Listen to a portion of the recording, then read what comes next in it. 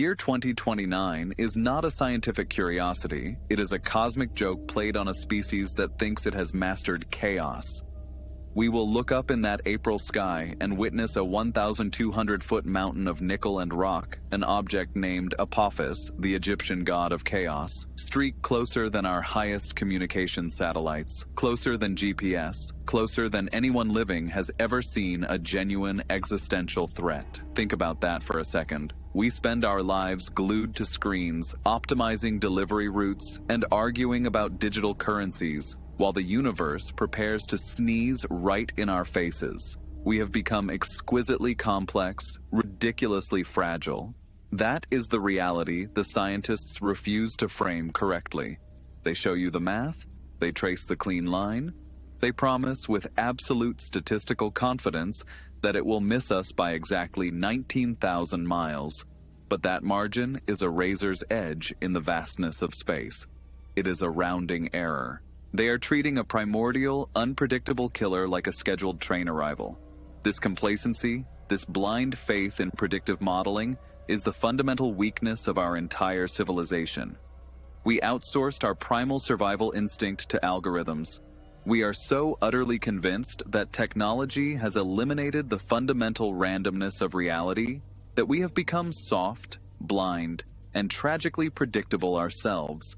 We built the perfect trap, a climate-controlled, Wi-Fi-enabled cage where fear is replaced by quarterly earnings reports. Apophis is just the universe's reminder that none of our spreadsheets matter when a rogue force chooses to disobey Newton. This is not about the odds of impact. This is about the absolute arrogance required to believe the odds can save you. If your gut screams that the comforting statistical narrative is precisely the story designed to keep the herd calm, then you are built for this knowledge. We strip away the soothing statistics to examine what happens when Apophis, the chaos embodied, decides to deviate by a fraction of a degree. We need to talk about the terrifying keyhole, the gravitational pinball game Apophis plays with the Earth, and why the all clear is the most dangerous deception of all. It's not just a near miss, it's a celestial targeting run. The 2029 flyby is the calibration event for the true danger. Now listen closely. Scientists have confirmed that the Earth's gravity will radically alter Apophis's orbit. It will twist and wrench the trajectory of that massive object, ensuring it returns for a second, much closer pass in 2036. The problem is that small changes in the initial interaction, tiny, unseen fluctuations in Earth's gravitational field, or perhaps an imperceptible outgassing from the rock itself, can dramatically amplify the chaos in the subsequent orbit. We think we know where it is going next. We don't. We absolutely do not. We just hope. We pray to the silicon gods we created, clinging to the idea that our technology is robust enough to shield us from everything that truly matters. This reliance is toxic. It makes us spectators to our own potential demise, watching from behind layers of glass and fiber optics. We need to stop counting the miles and start analyzing the vulnerability. The true danger of Apophis isn't the rock itself, it's what it reveals about the brittle foundations of our modern comfort zone. We trust the math. We really shouldn't. The precise moment Apophis skirts the Earth in 2029, it will pass through a specific geometric anomaly we call the gravitational keyhole. Apophis isn't just passing close, it's being checked for entry. Think of that keyhole like a sniper sight. It's barely wider than the rock itself, a few hundred meters. If Apophis slips through that tiny, invisible sliver of space, Earth's gravity doesn't just nudge it. It executes a perfect slingshot maneuver, locking it onto a 2036 trajectory we cannot escape. You understand? This is cosmic billiards played with extinction-level stakes, and we are praying the cue ball just grazes the felt. If the easy answers chafe, if you recognize that the official optimism is just strategic distraction, then listen closely, because you belong with the few who choose brutal knowledge over manufactured calm. That is the barrier. We've mapped the keyhole, supposedly. But that geometry relies on flawless data. The exact mass, the rotation, the density profile of the rock itself, down to the last molecule. We don't have flawless data. We have educated guesses. We are basing our entire planetary survival strategy on a sophisticated round of pin the tail on the donkey. Absolute insanity. You need to ask yourself why NASA is spending billions trying to understand what holds a primitive asteroid together. It is because the internal structure matters more than the external velocity. Is it a monolithic chunk, hard and dense? Or is it a rubble pile, held together loosely by weak gravity and electrostatic forces? The answer determines everything, because the keyhole calculation depends entirely on how Earth's gravity flexes and stresses that rock. If it's a rubble pile, tidal forces during the 2029 flyby could literally change its shape, slightly altering its density distribution, changing its center of gravity. That single microscopic shift is enough to throw off our keyhole predictions entirely. We are calculating trajectories for a target whose shape we cannot guarantee will be the same 5 minutes from now. We are flying blind. Now, look at our world. Our highly refined, interconnected systems. Look at your phone, your network, the supply chain that keeps your lights on. Everything is optimized for efficiency, optimized for zero redundancy. This hyper-optimization is vulnerability in disguise. We've traded resilience for speed, believing that predictive algorithms are a viable substitute for thick walls and local manufacturing. They are not. If Apophis simply increases the threat level, if it merely raises the 2036 probability above 1 in 100, the system breaks before impact. Before the shockwave hits, the panic wave has already wiped out civilization. Every insurer goes bankrupt overnight. Every financial mechanism freezes. The global economy, already built on pure vapor and synchronized trust, simply evaporates. You think your job description involves stocking shelves? Try defending them from your neighbors? I sincerely doubt most Western societies could handle a 6-month window of certain collapse. We are too soft, too reliant on the instantaneous gratification provided by complex logistics. Understanding these concealed fracture points is the difference between surviving the next century and being swept away by the current chaos. Stay focused. And what about deflection? We talk about deflection missions like we have them ready to go. We don't. We have PowerPoint presentations and concept drawings. The truth is, any deflection effort, whether it's kinetic impact, gravity tractor, or even focused solar energy, demands perfect timing and geological certainty. You hit the rubble pile too hard, you turn one bullet into a cosmic shotgun blast, peppering the planet with dozens of smaller but still city-killing fragments. That is the ultimate disaster. We exchange a single predictable tragedy for a widespread probabilistic nightmare, and time is the currency we are running out of. We need decades for a proper gravity tractor to gently tug the rock out of the keyhole's path. We have mere years. Apophis mocks our timelines. It reminds us that our technological hubris is nothing compared to the deep time and chaos of the solar system. We are not masters of this domain. We are tenants who just missed the eviction notice. The 2029 flyby is the moment of truth, the cosmic audit. It is the moment we find out if our statistical confidence was truly justified, or if it was merely the sound of the Titanic band playing louder as the hull groaned under pressure. We need to internalize the reality that deflection might be impossible when the threat arrives.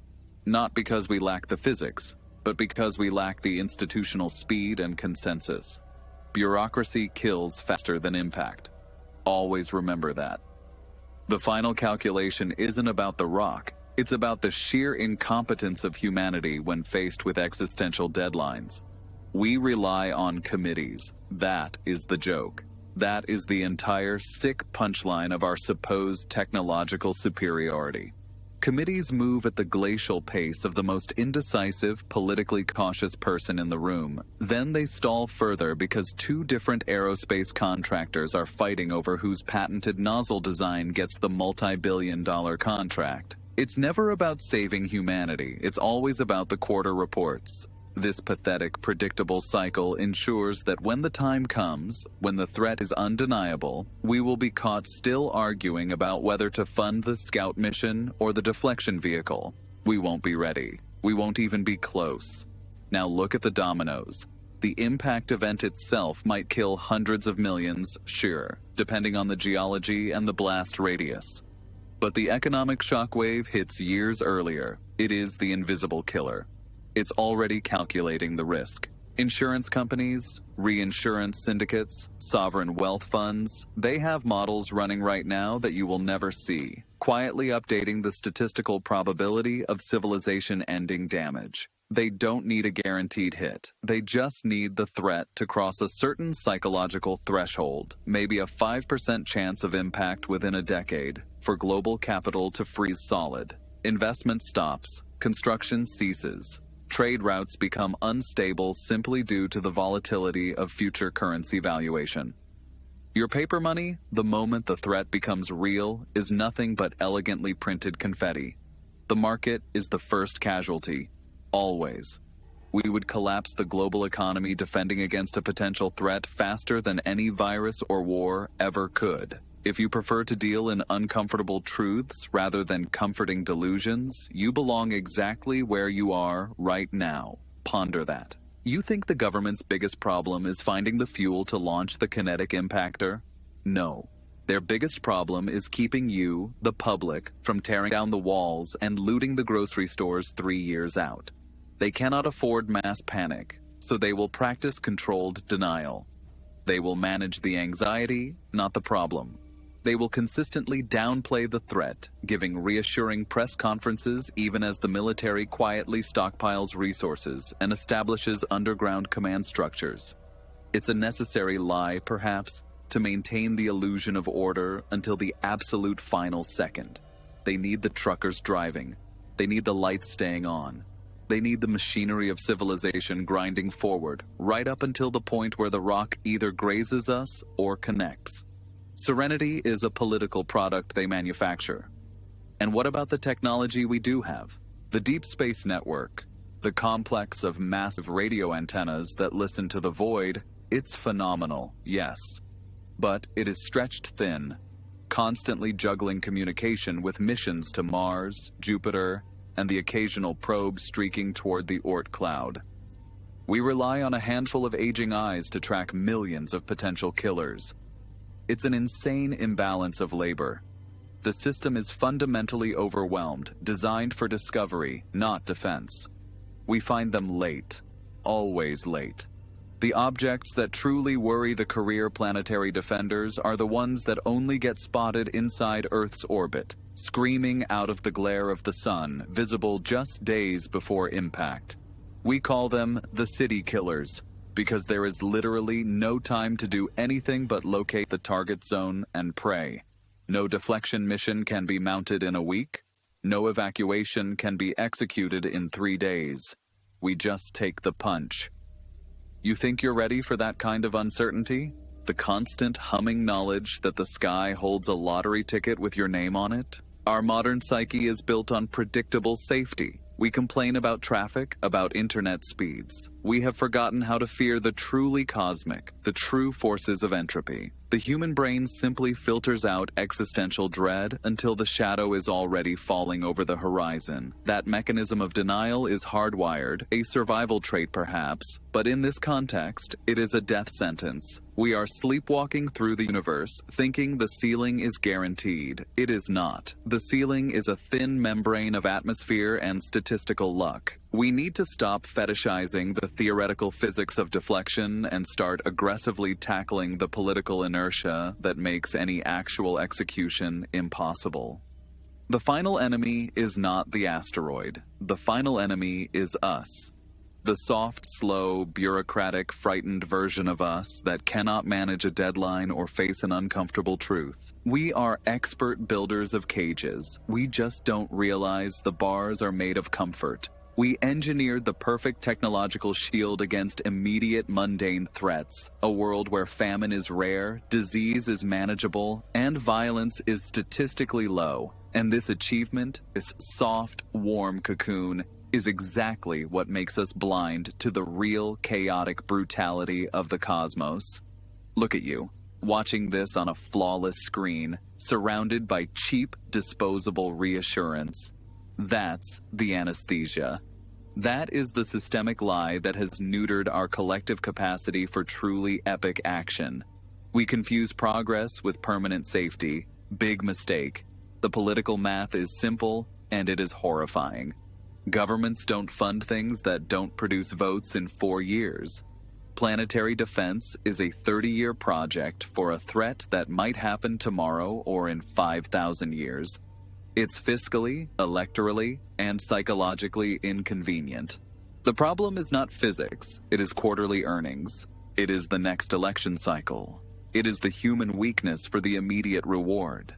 The truth is, the world's leaders would rather gamble on statistical invisibility, on the infinitesimal chance that the bullet will miss them, than spend the trillions required to build a permanent, orbiting, dedicated defense fleet capable of rapid deployment. They run the numbers, they see the minuscule annual risk, and they choose the dividend over the discipline.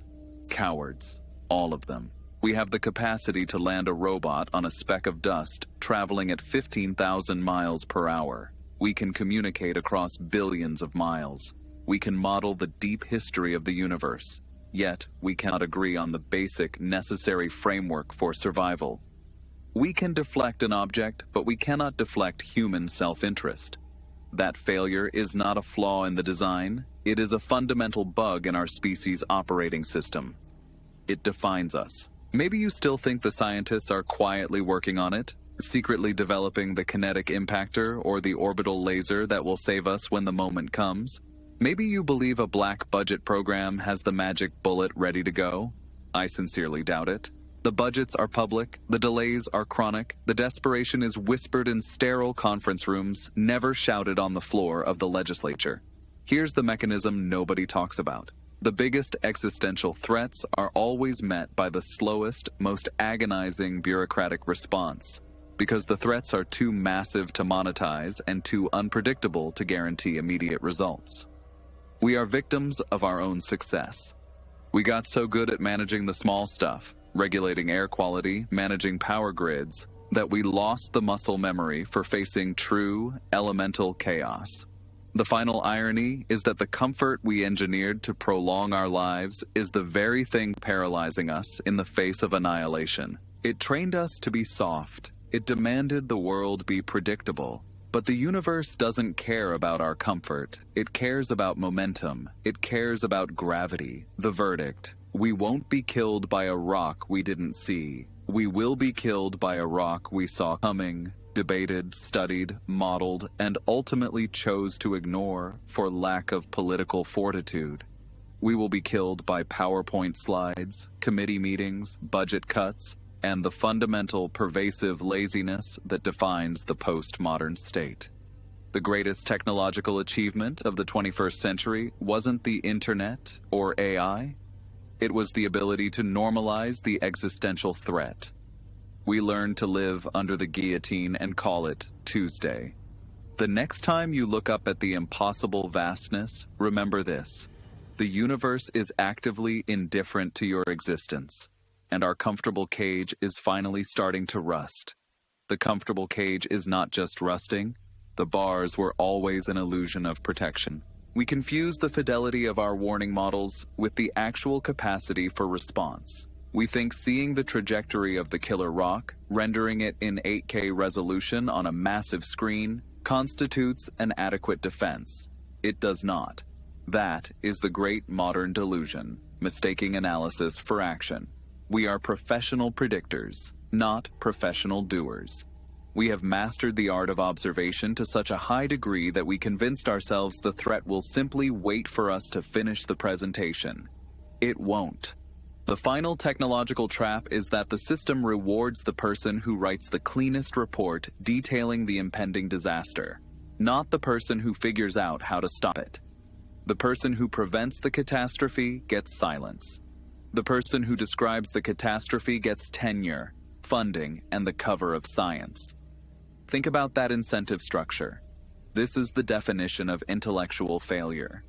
The verdict is simple, and it is terrible. Our civilization will not be ended by insufficient technology. It will be ended by sufficient bureaucracy. The kinetic force of an incoming object is irrelevant when compared to the crushing weight of institutional inertia. We built a world where massive, complex systems are designed only for perpetual maintenance, optimized for comfort and quarterly returns, entirely incapable of executing the required radical pivot.